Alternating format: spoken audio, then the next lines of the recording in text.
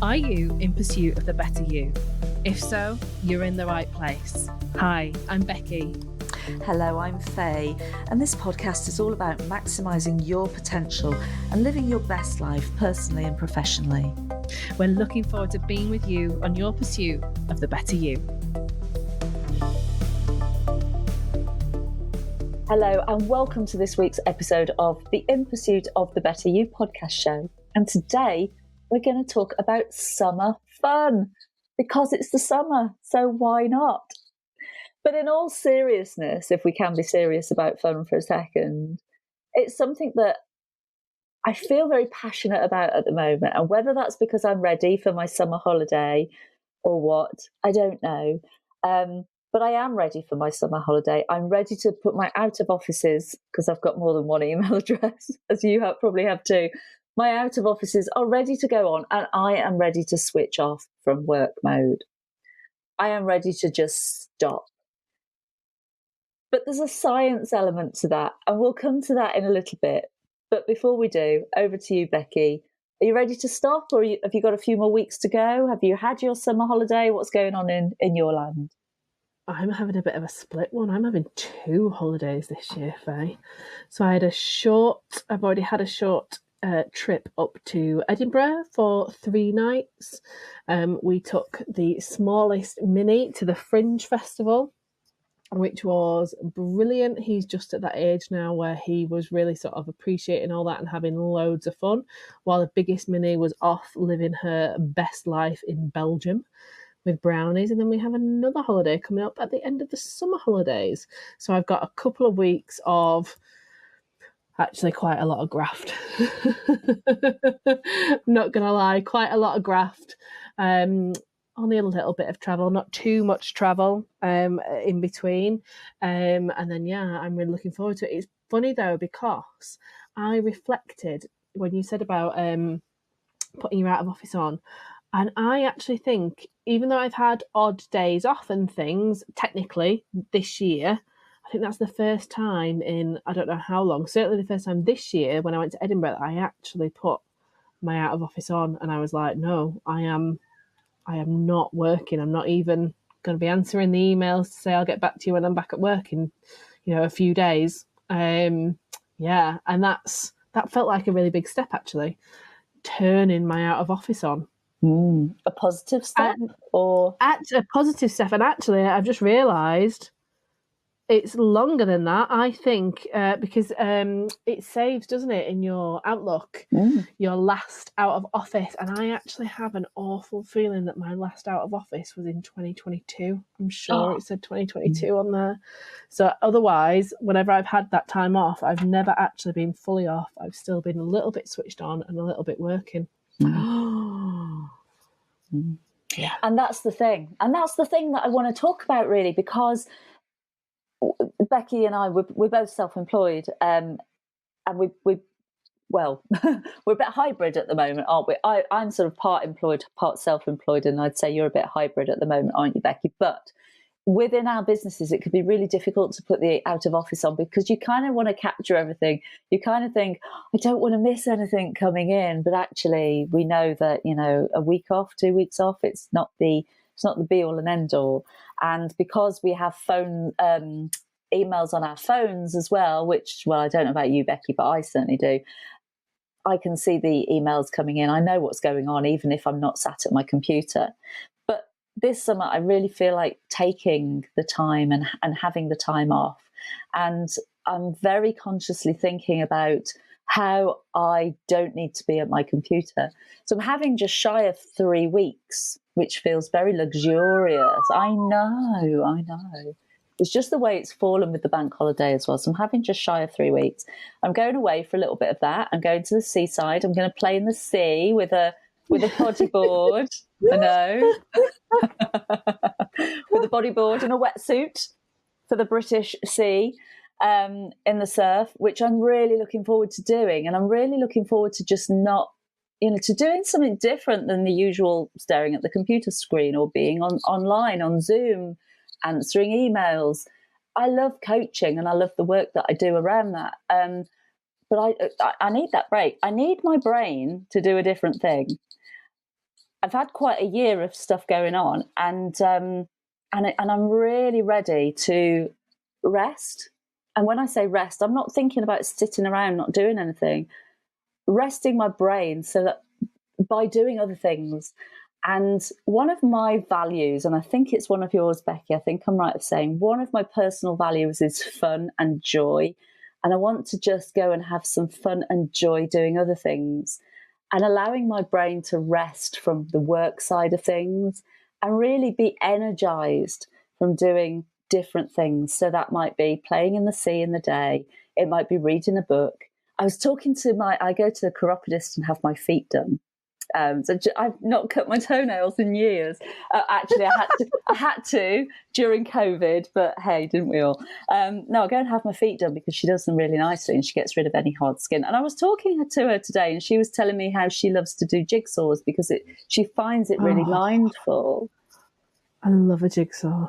But she said, not jigsaw. She said, was jigs. Oh, right, okay. Have you heard of the was jig? I have heard of them, yeah. Yeah, I hadn't. And that's a jigsaw with a difference, apparently. So I'm going to look into that. But she was telling me how it really helps her feel rested, and she can just do them for hours. And she's, using different parts of her brain so that when she comes back to work, then she feels rested, energized, and ready to go. And that's what I want when I come back to work at the end of August. I want to feel rested, energized, and almost on a different frequency. We remember the old radios when you used to tune them into the frequency. I want to be on a different frequency when I come back because I'm ready for that.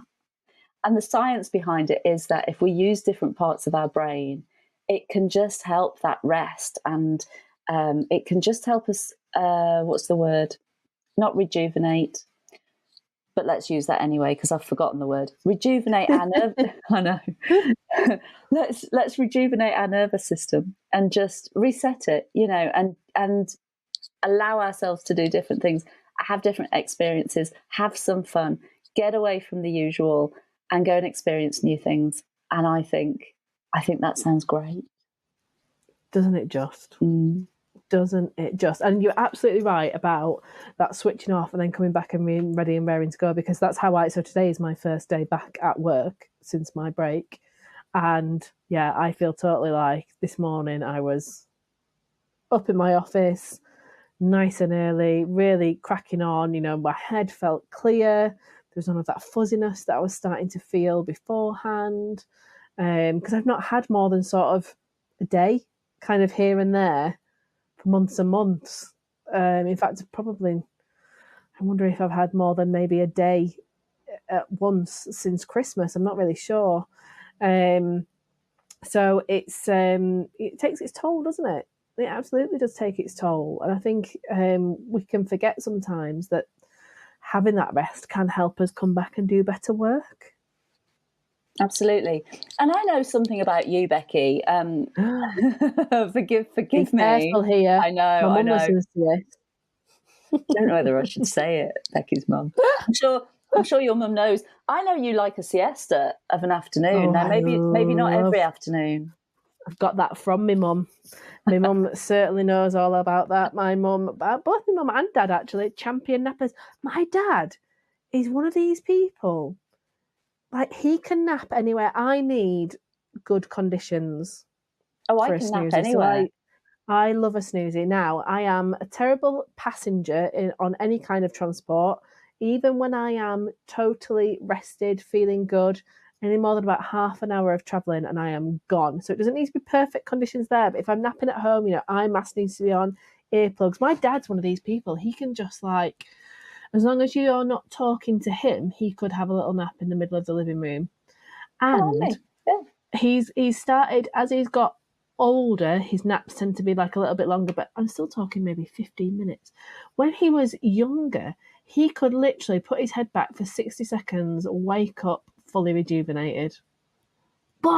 So actually, yes, you are right. I love a nap. I come from a family of champion nappers. I'm very proud of that. And actually, I've only read an article about that the other week, Faye, that said that people who have regular siestas are less likely to die of heart disease, apparently. So There we go. Whatever it is that carries me off in the end, it's less likely to be heart disease. Thanks to my love for a nap. I love that. And I do know you do like your conditions to be right. So for you, it's eye mask on, earplugs in and bed, isn't it? Oh, yeah. So I'm more like your dad. I could literally sleep on my office chair here. I mean, no problem at all. And I have done. But when I when I used to drive around to see my clients many years ago, I would leave quite early because I would probably encounter traffic. I live in a rural area. It's not overly rural, but it's not urban by any stretch. So I live in a more rural area. So farm traffic, lots of tractors and things like that. So I would have to counter that into my journey. I have got little places where I know that I've stopped and literally had a little nap because I've been able to take 10 minutes. And it might be in the car park of where I was rocking up, or it might be a garden centre. I used that a couple of times on a particular route where I'd just rock up in the car park and think, okay, it's this time now. I want to be awake by this time. I'd literally put my head back and I'd wake up at that time. No, you would not. Yes, no word of a lie, feeling absolutely refreshed and ready to go. That's incredible. Yeah. I don't do that so much now, but I was going to say, do you see naps on your summer holiday? Do you see that occurring? Oh, absolutely. So I'll be napping. So my son and my husband don't nap. I get napping from my dad, my mum, and my sister. They do not nap. They only nap if they're feeling poorly or something. But me and my dad, we're absolutely renowned for it. We'll just fall asleep in the chair. They can be talking. We'll just go, we've gone. And then back in the room. I did used to wonder if I'm not sure, is it a narcoleptic or a cata? Yeah. Yeah, I'm not. But I mean, I remember my first job. I can't believe I'm saying this on the podcast. I remember my first job. I don't think they're going to sack you. You're right. And it was in the days of Tipex. Do you remember Tipex, Becki? Because I know you're a lot younger than me. It was in the days of Tipex, and I was sat at my desk, and we all had a standard lunch, but everybody had to cover a lunch. So for a week, you'd be on lunch cover, and you'd probably have a later lunch. So I was covering lunch, and I was Tipexing something out, and I literally had the bottle in one hand, the brush in another, and I dozed off at my desk. Yeah. But I haven't done that for many, many years. But that in itself is so good for us, just to switch off. And then when we come back, we're just a little bit more restored. And if it's something that you feel you need, then don't fight it, because it can be really good for you. Obviously, if you're driving, don't, try and keep yourself awake at that point. Or if you're a person who really, you're sickening for something if you're falling asleep, then obviously your body's telling you something. But I think for me and you, Becki, and my dad and your dad and your mum, I think I think it's something that our bodies enjoy. So why deprive? Yeah. Why deprive? Exactly. Why do that to ourselves? Why? And you know what? I've been mocked for that in the past by adults, and I think I used to feel a bit embarrassed about it. And now I'm like, no, I know that I feel good for having that little bit of a nap. So what is there to feel embarrassed about there? I don't know how much of a nap I will get on my holiday, Faye. I see my holiday being quite busy. I'm not going to lie. I am not going to lie. We are going to be out and about a lot. So maybe that will be early nights for me. But I love that as well. Like when you were younger, and if it was like the holidays, like you'd want to stay up as late as you could. Like now, part of the joy of being an adult is just being like, yeah, do you know what? I'm knackered. I know it's 9 o'clock, but never mind. And I love that. And I know you're totally different to me. You're more of a night owl than I am, aren't you? Yeah, so but I don't, as much as I can sleep in the chair, if I go to bed, I'm kind of wide awake then. Like I don't really, my body clock then doesn't allow me to go to sleep too early, but I don't like to get up early. So I like to get my 7-8 hours in, but I can't go to bed and sleep. I can, but not all the time. So like I might have an early night and I get a great night's sleep and it's amazing. But otherwise I sort of go to bed 11, half 11, midnight, but I don't get up before 7, and even then that's early for me. Love it. How did summer fun turn into sleep, Faye? Well, clearly summer fun is all about the sleep, isn't it? Sleep is going to be the summer fun. But you asked me, will I get some afternoon naps? I will do, because my son and my husband will be watching something on the TV that they both enjoy, and I'll be reading on my Kindle, and then reading makes my eyes very, very tired. So I'll just sit and close my eyes, and the next thing I'll know is I'll have had a bit of a nap, and just in time to wake up and do something lovely. But yeah, I'll have a few siestas on my holes. Why not, eh? Why not? What else, Becki? What else will make it a summer fun for you, to be able to come back and feel completely energized and ready to power through? I think, you know, what you said around doing those different things, but like we've been looking actively for what are some of those different things that we can do, you know, as a family during the summer, that's not just, you know, even if it's going to the park, is there a different park? Like, you know, just looking for those things that are just a little bit out of the ordinary for us. You know, going up for the Edinburgh Fringe Festival, that's not something that we would normally do, and yet we've said, actually, do you know what, I think we need to make this an annual thing, that we need to head up there, all of us, and enjoy that, because it's just, we had such a nice time just kind of wandering and, you know, seeing what we saw. Don't get me wrong, we booked a few shows, but I don't know if you've ever been. Have you ever been to the Fringe Festival, Faye? No, I haven't. No? And I'm ashamed to say I've never actually been into Scotland. I feel like we've had this conversation before, and I wondered how you could still be my friend, given my love for Scotland. Clearly my love for you is stronger. That's all we need to say about that one. Yeah, the Edinburgh Fringe Festival is great. You know, for the entire month of August, the streets are just taken over by buskers and street performers and choirs, and there was an amazing guy beatboxing. Wow. Like, it was unreal. You know, there's fire jugglers at every turn. Some guy who was very loud and angry, who drew a massive audience, and he kind of fit his body, which was quite round, through the head of like a tennis racket kind of thing. And it was so there's just weird stuff as well. You know, for a while we just sat outside a pub on the Royal Mile just watching. We were like in the middle of two different performing squares, watching the two different things that were going on, and it's just, yeah, that was ace. So just, I think a little bit more like that as well, just kind of being open to, oh, well, yeah, do you know what? We might not have planned that today. That sounds really nice. Let's go and do it. And that's how I think I plan on making the summer a little bit more fun, by just being open to being more spontaneous. And that sounds right up my street. So why have I never been? I really have no idea. I'm going to have to go. I have no idea either. Yeah. But whatever we get up to, let's have some fun. Let's make some memories. Let's enjoy the weather, even if it isn't, you know, a heat wave. Oof. Let's enjoy what we've got. And, you know, even if you're working through that, maybe you've had your holiday, maybe you're not having a holiday, maybe it's not going to happen this year, but have a little bit of fun and enjoy, because remembering that the fun, doing something different, doing something that brings you joy and stretches the mind in a different way, is very, very good for us, and really can help re-energise and make us feel like we've had a nap, even if we haven't. Thank you for listening to In Pursuit of the Better You. If you'd like to know more, you can see Becki at questforest.co.uk and Fay at fayblakey.com. Don't forget to subscribe so you never miss an episode, and thank you to Wahoo Media for our production.